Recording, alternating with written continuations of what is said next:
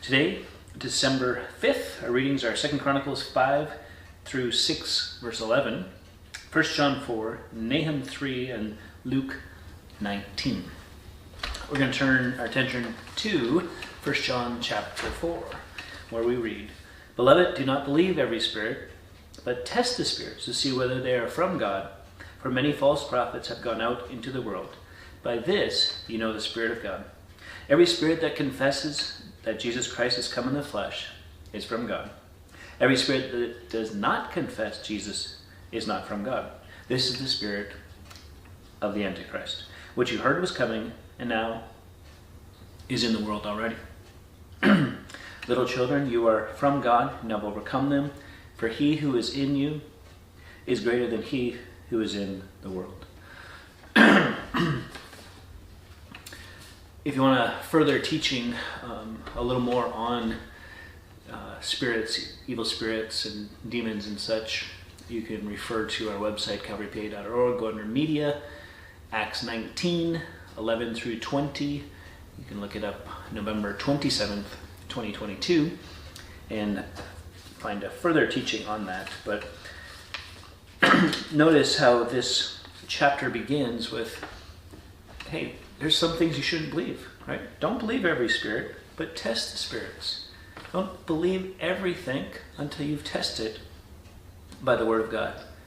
And here by a spirit, whether they confess Jesus as God.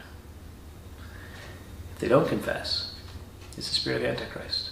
It's against Christ, clearly. It's not the big A Antichrist, right? It's the spirit of Antichrist, which means opposing Christ. And so, what's the point? Why is John writing such things? Why is he continuing to instruct them? Because he knows there are those spirits that are not of God. There are demons that are out there to do the work of the devil, to steal, kill, and destroy, and to mess up Christians. And so be wise, be on guard, and test the spirits. Verse 7, "Beloved, let us love one another, for love is from God, and whoever loves has been born of God and knows God.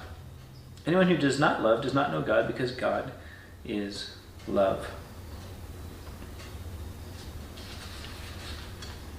It's not an easy little thing, these two verses. Love one another.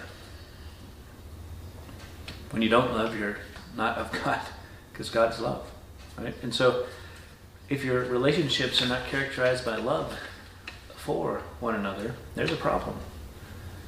And yeah, the problem many times is we have the wrong idea of what love is. We have love for someone until they do something that we deem not worthy, or not forgivable.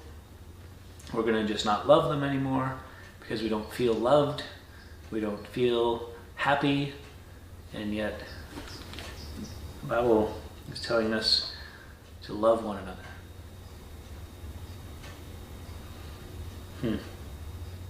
In the same way that God so loved us, that he sent his Son, right? That's how we're to love one another.